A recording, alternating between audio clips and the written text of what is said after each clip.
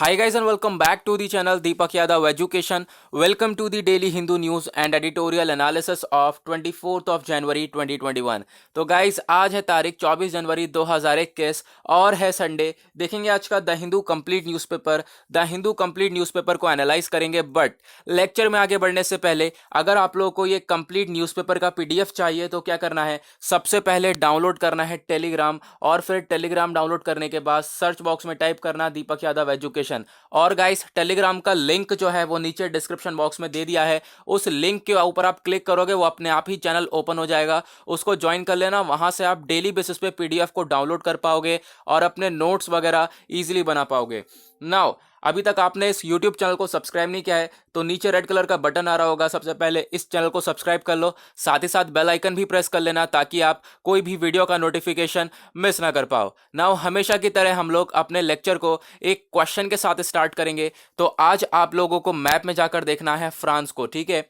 देखना कि फ्रांस की क्या है एग्जैक्ट लोकेशन, किस किस से बाउंड्री शेयर करता है, और ये सारी चीज़ें आपको टाइप करनी है नीचे कमेंट सेक्शन में। जिसको नहीं मालूम है वो एक बार जाए सही से मैप में ये सारी चीज़ें अच्छी तरीके से देख ले, देन आकर नीचे कमेंट सेक्शन में टाइप करे, जिससे वो लंबे समय तक याद रख पाएगा। ओके नाउ बढ़ते हैं आगे। यहाँ पे आपको पेज नंबर 1 पे जो इम्पोर्टेंट आर्टिकल्स हैं उनको हाईलाइट करके दिखा दिया गया है। सबसे पहला आर्टिकल हमारा आता है ये वाला, और इसके अंदर बताया गया कि जो प्राइम मिनिस्टर मोदी जी हैं इन्होंने काफ़ी सारी बातें बोली हैं इंडिया को लेकर। और ये कब बोला गया, इनके द्वारा बोला गया जब हमने 125वीं बर्थ एनिवर्सरी सेलिब्रेट करी है नेताजी सुभाष चंद्र बोस जी की, ठीक है। अभी आप लोगों को मालूम है हमने 125वीं बर्थ एनिवर्सरी सेलिब्रेट करी कल, तो उसी के रिगार्डिंग बहुत सारी बातें बोली गई हमारे प्राइम मिनिस्टर के द्वारा। जैसे कि सबसे पहली बात, दुनिया देख रही है एक नए भारत को। और उसके बाद यहाँ पे बोला गया कि देखो आज के टाइम पर अगर हम देखें तो बहुत सारे चैलेंजेस हैं भारत के सामने। अगर खासकर हम बात करें एलएसी को लेकर, यानी लाइन ऑफ एक्चुअल कंट्रोल पर, जैसे चाइना और इंडिया को लेकर। दूसरी बात एलओसी पर लेकर, इंडिया और पाकिस्तान को लेकर। यहाँ पर सबसे ज़्यादा चैलेंजेस हैं, लेकिन इंडिया उन्हें अच्छी तरीके से टैकल करना जानता है, और इंडिया अच्छी तरीके से अभी तक टैकल करता हुआ आया है, और इंडिया रिप्लाई भी कर सकता है इन लोगों को, ठीक है। सबसे पहली बात इनके द्वारा ये बोली गई। सेकंड बात इनके द्वारा बोली गई कि आज के टाइम पे अगर हम देखें तो हमारी फोर्सेस के पास जेट्स हैं, जैसे कि राफाल हो गया, और भी बहुत सारे मैन्युफैक्चरिंग एडवांस जेट्स हैं जैसे तेजस हो गया। तो ये सारी बात जानने के बाद जो नेताजी सुभाष चंद्र बोस हैं वो बहुत खुश होंगे ये सब कुछ देखते हुए, ठीक है। ऐसा इनके द्वारा बोला गया। उसके बाद यहाँ पे एक और बात बोली गई, इन्होंने ये भी बोला हमारे प्राइम मिनिस्टर ने कि जो नेताजी हैं वो सेटिस्फाई होंगे ये सारी चीज़ें देखकर कि इंडिया एक सेल्फ रिलायंट इंडिया की तरफ बढ़ रहा है, यानी खुद अपने पैरों पर खड़ा हो रहा है। क्योंकि काफ़ी हद तक हम लोग डिपेंडेंट थे बहुत सारी अदर कंट्रीज़ पर, जैसे फॉर एग्जांपल चाइना को ले लो। काफ़ी हद तक हम प्रोडक्ट्स को इंपोर्ट करते थे, लेकिन हमने अब काफ़ी हद तक बॉयकॉट करना चालू कर दिया है, और काफ़ी हद तक चीज़ों को इंडिजीनियसली डेवलप करना चालू कर दिया है। ओके उसके बाद यहाँ पे आप लोगों को देखने को मिलेगा ना ही हमने प्रोडक्ट को बनाना चालू करा है, साथ ही साथ अगर हम बात करें दुनिया में सबसे ज़्यादा तगड़ी बीमारी फैलने वाली ये कोविड-19 पैंडेमिक, उसकी वैक्सीन भी हमने डेवलप करी है, और बाकी सारी कंट्रीज़ को भी हम लोग जो है ये वैक्सीन देने वाले हैं। तो यहाँ पर इंडिया काफ़ी अच्छे से ग्रो कर रहा है, ऐसा हमारे प्राइम मिनिस्टर के द्वारा बोला गया। ओके ये था फर्स्ट आर्टिकल। देन उसके बाद आता है सेकेंड आर्टिकल यहाँ पर सेम पेज पर, और यहाँ पर बताया गया पुलिस ने इजाज़त दे दी है फार्मर्स को कि वो ट्रैक्टर परेड कर सकते हैं दिल्ली के अंदर ऑन दी रिपब्लिक डे। क्योंकि ये बहुत ज़्यादा इशू फैल रहा था, अभी फार्मर्स चाहते थे कि भाई रिपब्लिक डे पर वो ट्रैक्टर परेड करें, और यहाँ पर सभी लोग मना कर दिए थे। लाइक यहाँ पे सुप्रीम कोर्ट ने भी मना कर दिया था कि यहाँ ऐसी परेड ना हो, ठीक है। तो फिर उसको देखते हुए यहाँ पे काफ़ी सिचुएशन क्रिएट हुई। अच्छा बेसिकली यहाँ पर ये परेड करने को क्यों बोल रहे हैं, क्योंकि यहाँ पे अभी आप लोगों को मालूम होगा पिछले 2 महीने से फार्मर प्रोटेस्ट चल रहा है, लगातार प्रदर्शन कर रहे हैं फार्मर्स। तो उसी को लेकर वो ट्रैक्टर परेड निकालना चाहते हैं, और एक तरीके से कहना चाहते हैं सरकार से कि जो आपने तीनों फार्म बिल्स को पास किया है उसको वापस ले लो, ठीक है, उसको विड्रॉ कर दो। तो यहाँ पे उसी को लेकर ट्रैक्टर परेड निकलेगी। और साथ ही साथ अभी तक बहुत इशू था कि ट्रैक्टर परेड होगी नहीं होगी, काफ़ी हद तक सिचुएशन आ रही थी कि लोग मना कर रहे थे कि यहाँ नहीं होना है, सुप्रीम कोर्ट ने मना करा। लेकिन अब यहाँ पे फाइनली पुलिस ने यहाँ पे इजाज़त दी है कि जो ट्रैक्टर परेड है वो होने वाली है दिल्ली के अंदर, ठीक है, on the 26 January on Republic day. Okay ना उसके बाद एक और इम्पॉर्टेंट आर्टिकल यहाँ पर, और थर्ड आर्टिकल ये वाला क्या बोलता है, जम्मू के अंदर हमने 150 मीटर की लंबी सुरंग देखी है, ठीक है। आप कह सकते हो क्रॉस बॉर्डर टनल था, वो बॉर्डर को क्रॉस करने के लिए वो एक टनल थी, और उसको हम लोगों ने देखा है। और इस टाइप्स की टनल हम लोग पहले भी काफ़ी हद तक फाउंड अप कर चुके हैं। तो ये किसने देखा? बीएसएफ ने। बीएसएफ क्या है? Border security force. तो सैटरडे को इसने 150 मीटर की टनल को ये खोद के निकाल दिया, देख लिया है। और ये कहाँ पे लोकेटेड है? इंटरनेशनल बॉर्डर इन जम्मू पे ये टनल बनाई हुई है। और अगर हम बात करें, ये ऐसी चौथी टनल है, ठीक है। ये फोर्थ पैसेज है जो कि हम लोगों को 6 महीने में देखने को मिला है। पिछले 6 महीने में इस तरीके की हम 3 टनल और देख चुके हैं, और ये चौथी टनल हो चुकी है। और अगर हम कुल मिला के बात करें तो पिछले 1 साल में हम लोगों ने ऐसी लगभग 10 टनल को खोद लिया है, और उसको हम लोग बंद भी करेंगे। ऑब्वियस सी बात है, इसका कोई रोल है नहीं, इससे और खतरा ही पैदा हो सकता है, और क्या हो सकता है, ठीक है। तो ये टनल्स फाउंड अप करी गई हैं, तो उसी के बारे में इस आर्टिकल के अंदर बताया गया। ज़्यादा कुछ डिटेल नहीं दी है, आप लोग आर्टिकल के अंदर देख सकते हो। ओके, नाउ उसके बाद नेक्स्ट आर्टिकल यहाँ पे आपको देखने को मिलेगा। इंडोनेशिया ने एक रूम बनाया है इंडियन हीरो के लिए, ठीक है। और वो इंडियन हीरो कौन है? वो हैं बीजू पटनायक, ठीक है। तो former chief minister of Odisha Biju Patnaik, उनके नाम पर एक इंडोनेशिया ने एक इंडियन हीरो रूम बनाया है, ठीक है। और अगर हम बात करें, इस तरीके का वो कुछ रूम है जैसा आप लोगों को पिक्चर में दिख रहा है। अब यहाँ पर ये क्यों बनाया गया? बीजू पटनायक जी के लिए। तो यहाँ पे आपको देखने को मिलेगा, जो हमारे फॉर्मर चीफ मिनिस्टर रह चुके हैं ओडिशा के, ठीक है। साथ ही साथ ये एक स्किल्ड पायलट भी थे। बहुत सारे मिशंस इन्होंने 1947 में जो है बहुत सारे मिशंस पास किए हैं, जैसे कि इंडोनेशियन लीडर्स को ट्रांसपोर्ट करने के लिए। तो बहुत सारे इंडियन लीडर्स को ट्रांसपोर्ट किया है, जैसे कि यहाँ पे वाइस प्रेसिडेंट इंडोनेशिया के, इंडियन लीडर्स कह रहा हूँ, इंडोनेशियन लीडर्स को, जैसे कि इंडोनेशिया के प्रेसिडेंट सुकार्नो, वाइस प्रेसिडेंट यहाँ पे हतत, और उसके बाद प्राइम मिनिस्टर सुल्तान जाहिर। और यहाँ पे इन सबको, जो इंडोनेशिया में आप कह सकते हो, इनको काफ़ी हद तक इन्होंने ट्रांसपोर्ट किया इंडोनेशियन लीडर्स को, और इन्होंने काफ़ी हद तक रिस्क से बचाया है, ठीक है। अपनी जान को रिस्क खेलकर इन लोगों को बचाया है। तो इसी को देखते हुए इंडोनेशिया ने एक रूम बिल्डअप किया है। और यहाँ पे आप उस रूम का आप व्यू पिक्चर देख सकते हो। ये जो बीजू पटनायक रूम है, ये इंडोनेशिया की एम्बेसी में है, और इंडोनेशिया की एम्बेसी कहाँ पर है? न्यू दिल्ली में है। तो ये थी चीज़ें। उसके बाद यहाँ से ये मालूम चलता है कि इंडोनेशिया और इंडिया के आज के टाइम पर रिलेशंस जो हैं वो काफ़ी हद तक अच्छे चल रहे हैं, काफ़ी हद तक इम्प्रूव हैं। तो ये जो रिलेशंस है, ये हम लोगों ने कब रिवाइव करे थे? ये हमने रिवाइव किए थे on the decades later 1 and 2005। 2005 में इंडिया और इंडोनेशिया ने एक स्ट्रेटेजिक पार्टनरशिप एग्रीमेंट साइन किया था। तभी से हमारे रिलेशन काफ़ी अच्छे चल रहे हैं, मतलब 2005 से हम दोनों अच्छे से रिलेशंस को मेंटेन कर रहे हैं। और उसके बाद हमने एग्रीमेंट किया मिलिट्री एक्सचेंजेस को लेकर, ट्रेड टाइज को लेकर, और उसके बाद हम लोग ग्रो होते हुए चले गए। नाउ ये आज का अगर हम रोल देखें, जो ये पटनायक रूम बनाया गया है, अगर हम बात करें तो ये सिर्फ और सिर्फ हिस्टोरिक को लेकर डिपेंड नहीं करता, ये आज के टाइम पर प्रेजेंट रिलेशंस को लेकर भी डिपेंड करता है कि आज के टाइम पर हमारे जो प्रेजेंट रिलेशंस हैं वो काफ़ी अच्छे हैं। उसी वजह से इंडोनेशिया ने ऐसा स्टेप उठाया है, इंडियन हीरो के लिए एक वहाँ पर अपने लिए रूम बनाया है, ठीक है, अपने एम्बेसी में। नाउ आगे बढ़ते हैं, उसके बाद बढ़ते हैं नेक्स्ट आर्टिकल की तरफ। नाउ यहाँ पे आप लोगों को देखने को मिलेगा पेज नंबर 6 पे कुछ आर्टिकल्स हैं। देखो, आज है संडे, तो संडे में एडिटोरियल नहीं आता है, मैंने आप लोगों को पहले भी बताया है। संडे में एक पेपर आता है साइंस एंड टेक्नोलॉजी का, तो वहाँ पे 1-2 आर्टिकल इंपॉर्टेंट आते हैं हर संडे में, तो उनको डिस्कस करेंगे। आज के भी कुछ 1-2 आर्टिकल्स हैं, तो उनको हम लोग डिटेल में डिस्कस करेंगे। लेकिन उससे पहले यहाँ पे पेज नंबर 6 पर आ जाते हैं। पेज नंबर 6 पर भी हमारे पास ज़्यादातर रिलेटेड जो है आर्टिकल्स जो हैं वो रिलेटेड टू पॉलिटिक्स हैं, और पॉलिटिक्स रिलेटेड आर्टिकल यूपीएससी नहीं पूछता, ये आप लोगों को मालूम होने चाहिए। तो उसके अलावा यहाँ पे आप कुछ आर्टिकल्स देखने को मिलेंगे, और ये आर्टिकल्स हम ऑलरेडी डिस्कस कर चुके हैं। जैसे कि पेज नंबर 1 पे हमने अभी डिस्कस किया कि प्राइम मिनिस्टर साहब ने क्या बोला भारत के लिए, ठीक है। और भी चीज़ें हम लोगों ने डिस्कस करी, और ये भी देखा हमने पुलिस ने इजाज़त दे दी है कि ट्रैक्टर परेड होगा दिल्ली के अंदर ऑन दी रिपब्लिक डे। उसके बाद ये सारी चीज़ें हम लोगों ने देख ली हैं जितनी भी इंपॉर्टेंट थी। नाउ हम लोग आगे बढ़ते हैं, आते हैं पेज नंबर 7 के ऊपर। पेज नंबर 7 के ऊपर कुछ इंपॉर्टेंट आर्टिकल्स हैं, हाईलाइटेड आर्टिकल्स हैं। यहाँ पे आप लोगों को ये वाला आर्टिकल देखने को मिलेगा। सबसे पहले हम इसको डिस्कस करेंगे। इंडिया और चाइना के बीच में 9th राउंड ऑफ टॉक होने वाली है, वो भी आज के दिन।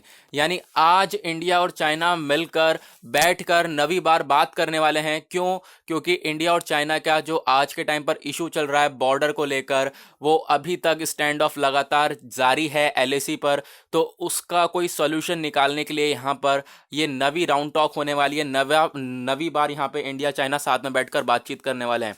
ठीक है, आप देख सकते हो 8 बार राउंड टॉक्स ऑलरेडी हो चुकी हैं और उसका कोई सोल्यूशन नहीं निकल कर आया है।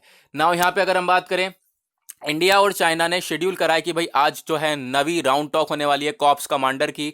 ठीक है, तो संडे में यह बातचीत होगी। और यहाँ पे हमारी साइड से सबसे पहले मैं आपको बता दूं ये क्यों होने वाली है, क्योंकि डिसएंगेजमेंट और डी एस्केलेशन करने के लिए जो कि बॉर्डर साइड पर इंडिया और चाइना आपस में खड़े हुए हैं। नाउ यहाँ पे इंडिया की साथ साइड से कौन जाने वाले हैं, वो हैं लेफ्टिनेंट जनरल PGK मेनन। ठीक है, तो यहाँ पे ये लीड करेंगे इंडियन टीम को। आप इनकी पिक्चर देख सकते हो, इंडिया की साइड से ये जाने वाले हैं और इनके द्वारा ही बात करी जाएगी। ओके, उसके बाद यहाँ पे कुछ चीज़ देखने को मिलेगी। देखो, हम लोग ऑलरेडी 8 बार बातचीत कर चुके हैं लेकिन उसका कोई सोल्यूशन नहीं निकला है। तो अगर हम बात करें छठी बार, जब हमने छठी बार बात करी थी तो उसके बाद हम लोगों ने देखा थोड़ा बहुत सोल्यूशन निकल रहा था। क्या था कि हम लोगों ने जो ट्रूप्स वगैरह हैं उसको बॉर्डर पर भेजना बंद कर दिया था, क्योंकि हम लोग लगातार बॉर्डर पर ट्रूप्स भेजे जा रहे थे। अगर हम लोग ज़्यादा से ज़्यादा ट्रूप्स भेज देते तो फिर वो भी सिचुएशन एक खतरनाक बन जाती और फ्रंट लाइन पर हमारे कोई भी सिचुएशन, कोई भी खतरनाक सिचुएशन हम लोग को देखने को मिल सकती थी। फाइनली यहाँ पे एक बातचीत तो सही हुई थी कि हम लोगों ने ट्रूप्स को भेजना वहाँ पे रोक दिया था, लेकिन अभी तक उसका पूरा सोल्यूशन नहीं निकल कर आया है। तो उसकी तरफ हम लोग आगे बढ़ रहे हैं। देखेंगे आज क्या बातें होंगी और ये आर्टिकल कल भी आएगा, तो क्या बातचीत होंगी वो हम लोग कल डिस्कस करने वाले हैं। जो भी बातचीत होंगी वो कल पब्लिश हो जाएंगी इस द हिंदू न्यूज़पेपर में। ओके, ना उसके बाद यहाँ पर एक आर्टिकल देखने को मिलेगा। ये क्या बताया गया, सिक्योरिटी जो है वो पूरी टाइट कर रखी है पूरे दिल्ली के अंदर फॉर द रिपब्लिक डे, क्योंकि रिपब्लिक डे पे कोई छेड़छाड़ ना हो, कोई बवाल ना हो, उसको देखते हुए पूरी तरह से सिक्योरिटी को टाइट कर दिया है। हमेशा चारों तरफ से सिक्योरिटी रखी हुई है। ठीक है, कि यहाँ पर कोई भी हमें सिचुएशन क्रिएट होती हुई ना दिखाई दे। ठीक है, उसके बाद बराबर में आर्टिकल एक हमने अभी रिसेंटली पढ़ा था कि इंडिया और फ्रांस आपस में मिलकर एयर एक्सरसाइज को कंडक्ट कर रहे हैं। ना वो एयर एक्सरसाइज को खत्म कर चुके, कंक्लूड कर चुके हैं कल के दिन, सैटरडे में एयर एक्सरसाइज को कंक्लूड कर चुके, तो उसी के बारे में बताया गया। दूसरी चीज, ये इंडिया और फ्रांस ने मिलकर कौन सी एयर एक्सरसाइज को कंडक्ट किया था, तो उसका नाम है डेजर्ट नाइट 2021। तो ये एक्सरसाइज थी जो कि मिलकर इन्होंने कंडक्ट करी। उसके साथ साथ यहाँ पे ये भी बताया गया कि फ्रांस और इंडिया के रिलेशंस भी काफ़ी ज़्यादा अच्छे हैं। ठीक है, अगर हम बात करें तो दोनों ही जो एयर फोर्सेस हैं फ्रांस की और इंडिया की, दोनों ही यहाँ पे अगर हम बात करें तो दोनों के बीच में ऑपरेशनल कैपेबिलिटीज़ काफ़ी ज़्यादा बढ़ चुकी हैं और हम लोग यही काम भी कर रहे हैं कि इनकी आपस में जो कॉपरेशन है वो काफ़ी अच्छे से बढ़ जाए और हम लोग आपस में रिलेशंस अच्छे से मेंटेन कर पाएँ। क्योंकि अगर हम बात करें इंडिया के आपस के जो नेबर पड़ोसी देश हैं उनसे हमारे रिलेशंस अच्छे हैं नहीं। जैसा कि आप देख ही सकते हो, इंडिया के रिलेशन चाइना से ख़राब हैं, इंडिया के रिलेशन पाकिस्तान से ख़राब हैं, श्रीलंका से आज के टाइम पे वो भी अच्छे नहीं हैं, बांग्लादेश से नहीं है अच्छे। तो बहुत सारी कंट्रीज़ हैं और अगर हम बात करें इवन हमारी पड़ोसी देशों से ही हमारे रिलेशन अच्छे नहीं है, तो हम लोगों को डेवलप करने ही पड़ेंगे। और काफ़ी हद तक ये जो बाकी कंट्री से जो हम रिलेशन बना रहे हैं वो हमारी हेल्प भी करने वाले हैं। ओके, नाउ उसके बाद नेक्स्ट यहाँ पे आर्टिकल देखने को मिलेगा। यहाँ पे बताया गया जो हिंदुस्तान एरोनॉटिक्स लिमिटेड है वो डिलीवर करेगा 3 कॉम्बैट हेलीकॉप्टर बहुत ही जल्द ही। हमारे इंडियन आर्मी को ये 3 हेलीकॉप्टर आप कह सकते हो हैंडओवर करने वाला है। और ये जो हेलीकॉप्टर्स हैं ये होने वाले हैं LCH हेलीकॉप्टर, यानी लाइट कॉम्बैट हेलीकॉप्टर। ओके, यहाँ पे आप लोगों को पिक्चर भी दिखेगा, कुछ इस तरीके के ये हेलीकॉप्टर होते हैं और इन्होंने इसको बनाया गया है HAL के द्वारा, हिंदुस्तान एरोनॉटिक्स लिमिटेड के द्वारा। नाउ यहाँ पे देखने को मिलेगा कि जो HAL है वो डिलीवर करेगा पहला बैच अपने ये 3 हेलीकॉप्टर का। और ये 3 हेलीकॉप्टर कब डिलीवर करे जाएंगे, मार्च 31 तक इनको डिलीवर करने की बात करी गई है। अगर हम बात करें तो ये हम लोगों ने डिसाइड किया था पहले ही, और जो HAL है उसने एक लेटर रिसीव किया था, यानी कि आर्मी और हमारे एयरफोर्स ने एक लेटर दिया था HAL को और उन्होंने ऑर्डर करा था कि हम लोगों को ये लाइट कॉम्बैट हेलीकॉप्टर कम से कम 12 हेलीकॉप्टर्स चाहिए। तो उसमें के अभी हमारे पास 3 जल्द ही आने वाले हैं और बचे कुचे वो इसी साल जो है डिलीवर करे जाएंगे। यहाँ पे बताया गया कि जो नेक्स्ट फाइनेंशियल ईयर में ये जो हेलीकॉप्टर्स हैं उनको डिलीवर कर दिया जाएगा। अगर हम बात करें जो ये हेलीकॉप्टर है ये कौन सी सीरीज से बिलोंग करते हैं, वो है LSP सीरीज से। LSP मतलब लिमिटेड सीरीज प्रोडक्शन से। ओके, तो गाइज ये था ये आर्टिकल, यहाँ पर बात करी गई है बेसिकली हेलीकॉप्टर के बारे में। उसके बाद बढ़ते हैं आगे, आते हैं पेज नंबर 8 के ऊपर, और पेज नंबर 8 पे यहाँ पे आर्टिकल देखने को मिलेगा और बताया गया कोवैक्सीन से रिलेटेड आर्टिकल है। 7 और राज्य पे हम लोग कोवैक्सीन को फैलाने वाले हैं, 7 और राज्य में कोवैक्सीन हम लोग देने वाले हैं। अभी तक हम लोग काफ़ी हद तक कोवैक्सीन दे चुके हैं, वैक्सीनेशन कर चुके हैं काफ़ी सारा, और अब यहाँ पे महाराष्ट्र जो है वो टॉप के ऊपर है वैक्सीनेशन के अंदर, ठीक है। और यहाँ पे 8 दिन हो चुके हैं हम लोग को ये वैक्सीन देते देते, काफ़ी हद तक हम लोगों को कवर कर चुके हैं। नाउ हमने डिसाइड किया है कि हम लोग 7 और राज्य में इसको फैला दें, और वो 7 राज्य कौन कौन सा जहाँ पे हम लोग वैक्सीन को और डिप्लॉय करने वाले हैं वो है यहाँ पे आपको देखने को मिलेगा छत्तीसगढ़ हो गया, गुजरात, झारखंड, केरला, मध्य प्रदेश, पंजाब एंड वेस्ट बंगाल। और साथ ही साथ हम लोग कुछ कंट्रीज़ में भी वैक्सीन को भेजने वाले हैं। वो कौन कौन सी कंट्रीज़ है जहां पर हम लोग वैक्सीन भेजने वाले हैं, एक ट्रेनिंग प्रोग्राम है, और वो 13 कंट्रीज़ हैं, 13 कंट्रियों में हम लोग अपनी वैक्सीन भेजेंगे। वो कौन कौन सी कंट्रीज़ हैं, वो है Bahrain, Bangladesh, Bhutan, Brazil, Maldives, Mauritius और Mongolia, Morocco, Myanmar, Nepal, Oman, Seychelles, Sri Lanka. इन सभी में हम लोग जो है वैक्सीन को भेजेंगे। ओके, नाउ उसके बाद बराबर वाला आर्टिकल, ये सब कुछ देखते हुए, यानी कि हम लोग किस तरीके से कोरोना वायरस से लड़ रहे हैं, ये सब देखते हुए वर्ल्ड हेल्थ ऑर्गेनाइजेशन के जो चीफ हैं उन्होंने मोदी जी को थैंक्स बोला कि भाई वो लगातार सपोर्ट कर रहे हैं, ग्लोबली पूरी तरीके से अपना सपोर्ट कर रहे हैं, कोविड-19 के अगेंस्ट रिस्पॉन्स दिखा रहे हैं, पूरे आप कह सकते हो वर्ल्ड के लिए हेल्प कर रहे हैं। तो यहाँ पे अगर हम बात करें वर्ल्ड हेल्थ ऑर्गेनाइजेशन के चीफ, जिनका नाम है टेड्रोस एडनॉन गैब्रेसस, तो इन्होंने सैटरडे में थैंक यू बोला प्राइम मिनिस्टर नरेंद्र मोदी जी को, क्योंकि prime minister Narendra Modi continuously support कर रहे हैं ग्लोबल कोविड-19 रिस्पॉन्स में। ओके, और यहाँ पर सबसे बड़ी चीज़ यही है ना। उसके बाद हम लोग बढ़ेंगे आगे, यहाँ पे एक आर्टिकल देखने को मिलेगा ये वाला, तो Chinese apps ban on Chinese apps will stay, यानी हमने पिछले साल जो जून और सितंबर में कुछ चाइनीज़ ऐप्स को बैन किया था, लाइक टिकटॉक, पबजी, ठीक है, पबजी चाइनीज़ नहीं है शायद, मुझे मालूम नहीं, लेकिन टिकटॉक वगैरह चाइनीज़ ऐप्स हैं, तो बहुत सारे हमने चाइनीज़ ऐप्स को बैन किया था। तो उन सारे ही चाइनीज़ ऐप्स को अभी भी हम लोग कंटिन्यू रखने वाले हैं बैन में, ठीक है। तो उसी को बताया गया, टिकटॉक जो है उसको भी हम लोग अभी के लिए बैन ही करने वाले हैं, हम लोग अब उसको लागू नहीं करने वाले। तो गवर्नमेंट ने एक नोटिस सेंड किया चाइनीज़ ऐप्स को, साथ ही साथ टिकटॉक को भी, और बोला कि जो ये ऐप्स हैं ये ब्लॉक रहने वाले हैं कंटिन्यूअसली, यानी आगे भी ये ऐप्स ब्लॉक ही रहेंगे इंडिया के अंदर। और ये जो नोटिस है ये किसने भेजा, ये नोटिस भेजा ministry of electronics and IT के द्वारा। ओके, उसके बाद यहाँ पे आपको देखने को मिलेगा, हमने अभी पिछले साल ही कुछ ऐप्स को बैन किया था, लाइक 59 चाइनीज़ ऐप्स बैन किए थे जून में, 118 और ऐप्स बैन कर दिए थे। उसमें हमने पबजी मोबाइल गेम को भी बैन कर दिया था, टिकटॉक को बैन कर दिया था, ये सारी चीज़ें बैन कर दी थी।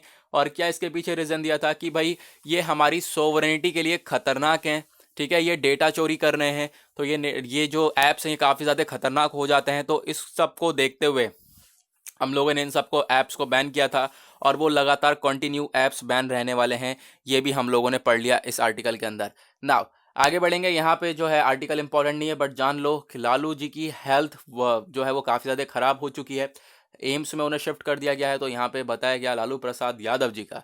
ओके, ना उसके बाद यहाँ पर नेक्स्ट आर्टिकल ये वाला नज़र आएगा, यहाँ पे बताया गया जो फ्यूल के प्राइसेस हैं वो आज के टाइम पर सबसे ज़्यादा हाई पहुंच चुके हैं। आज से पहले इतना ज़्यादा हम लोगों ने हाई प्राइस देखा ही नहीं फ्यूल का। तो क्या प्राइस चल रहा है, तो पेट्रोल का अगर हम प्राइस देखें तो न्यू प्राइस, एक नया प्राइस दिल्ली के अंदर है 85.70 लीटर, यानी कि 1 लीटर आपको पेट्रोल 85.70 तो लीटर ये इतने रुपए का मिलेगा, ठीक है। उसके बाद अगर हम बात करें मुंबई के अंदर, तो मुंबई के अंदर है 92.28 रुपीज़ लीटर। उसके बाद डीजल का अगर हम बात करें तो डीजल का प्राइस है 75.88 पर लीटर एंड 82.66। तो ये सारे जो है यहाँ पर बताया जा रहा है कि आज के टाइम पर पेट्रोल के प्राइसेस जो हैं वो काफ़ी हद तक आसमान में पहुँच चुके हैं, बहुत ज़्यादा हाई आ चुके हैं। ओके, उसके बाद बात करते हैं पेज नंबर 9 के ऊपर, दैट इज वर्ल्ड पेज। देखेंगे दुनियादारी में क्या चल रहा है। यहाँ पे आपको देखने को मिलेगा बाइडन, जो बाइडन से रिलेटेड आर्टिकल्स देखने को मिलेंगे। लेकिन जो इंपॉर्टेंट आर्टिकल है इस पेज पे वो एक यहाँ पे आपको देखने को मिलेगा। ये क्या है? Pakistan court gels Hafiz Saeed 3 ads, यानी कि जो हाफिज सईद के साथ 3 लोग थे उनको भी यहाँ पे पाकिस्तान ने जेल में डाल दिया है। ठीक है, और उसके पीछे का रीज़न क्या है? In the case of terror financing को देखते हुए इन सबको जेल के अंदर डाल दिया गया है। तो यहाँ पे आप लोग देख सकते हो, पाकिस्तान की anti terrorism court has sentence 3 leaders of Mumbai attack, जिन्होंने मुंबई अटैक किया था।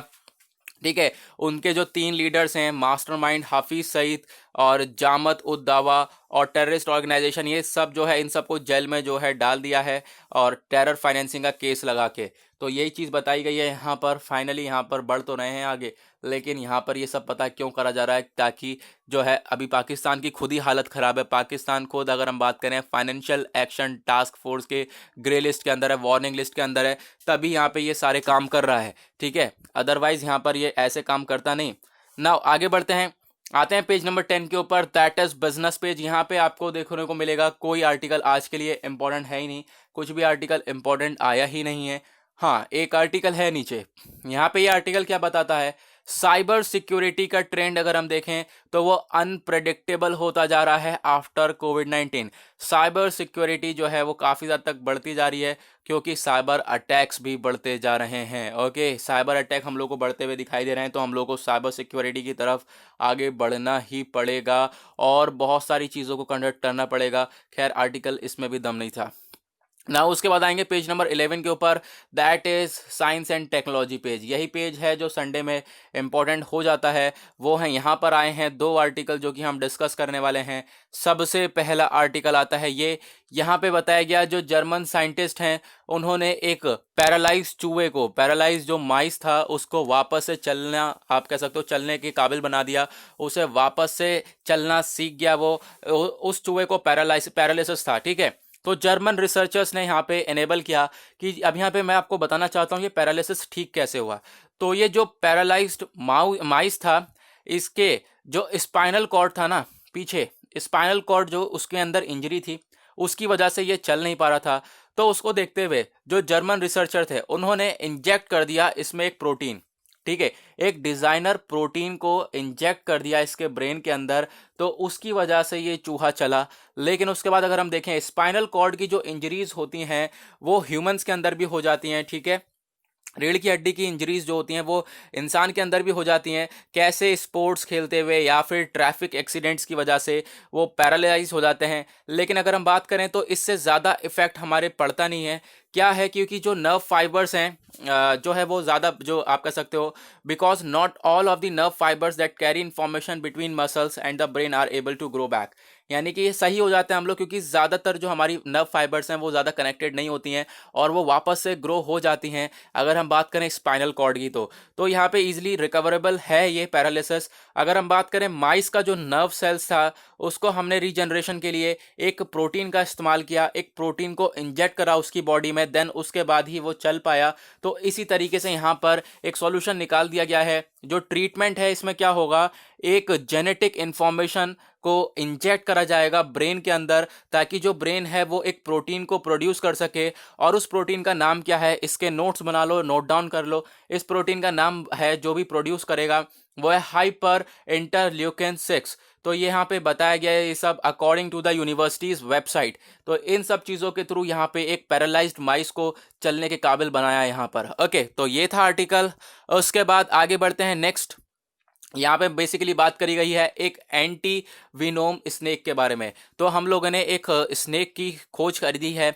तो यहाँ पे आप लोग को ये स्नेक ही दिखने को मिलेगा, लेकिन यहाँ पर ये एक खतरनाक स्नेक नहीं है, ये एक एंटी विनोम स्नेक है। ठीक है, इंडियन एंटी विनोम्स स्नेक। तो ये ज़्यादा इनफेक्टिव होते हैं, यानी कि इनका हम इस्तेमाल कर सकते हैं कि ये जो बाकी जहरीले सांप होते हैं ना, उनके काटने से लोग जो जहर फैलने लगता है शरीर में, तो इनका जो जहर है, जो एंटी विनोम स्नेक होते हैं, इनका जहर जो है वो लड़ने में मदद आता है, यानी कि उस इंसान की जान बचा सकता है। तो ये इस टाइप का सांप है। तो यहाँ पे हम लोग देखेंगे जो स्टडी ऑफ स्नेक्स हुई सदर्न और वेस्टर्न इंडिया में, इन्होंने आइडेंटिफाई किया एक नई प्रजाति सांप की, उसका नाम है रोमुलस क्रेट। अगर हम साइंटिफिक नाम देखें तो बंगारस रोमुलुसी। तो यहाँ पे इसका नाम रखा गया है after the snake name of India, snake man of India. इसके स्नेक मैन कौन है? वो है रोमुलस विटेकर। तो इनके नाम के ऊपर ही इस स्नेक का नाम भी है ना। उसके बाद इसका अपीयरेंस आप लोगों ने देख ही लिया है, किस तरीके का बॉडी है, ये सारी चीज़ें हम लोगों ने ऑलरेडी देख ली हैं। उसके बाद अगर हम बात करें, ये एक एंटी विनोम स्नेक है, ठीक है। तो यहाँ पे आप लोगों को देखने को मिलेगा, जो इसका विनोमस एनालिसिस देखें तो जो विनोम है सिंध क्रेट के अंदर ये 12 to 30 times as a potent होता है, ठीक है। ये कॉमन क्रेट में होता है, यानी कि इसकी जो कॉमन वाली प्रजातियां होती हैं वो है, लेकिन ये वाली प्रजाति है, इसके अंदर कुछ हम लोगों ने अलग सी चीज़ें देखी हैं, ठीक है। इसके अंदर हम लोगों ने एंटी विनोमस प्रॉपर्टीज देखी हैं। और यहाँ पे अगर हम बात करें इंडियन एंटी विनोम्स, ये टेस्ट करे जाते हैं अपनी एबिलिटी के लिए कि ये जो जहर है उसको कम कर देते हैं, यानी कि इसका जहर काम आ सकता है बाकी सारे सांपों के जहर को काटने के लिए, जैसा कि कोबरा हो गया और कॉमन क्रेट हो गए, रसल्स वाइपर हो गए। तो ये सारे जो भी स्नेक्स हैं ये बहुत ही ज़्यादा डेंजरस है, दुनिया के सबसे खतरनाक जहर है इन सब के अंदर। तो इन सब का जहर काट सकता है ये वाला स्नेक, तो एक तोड़ है सबसे बड़ा।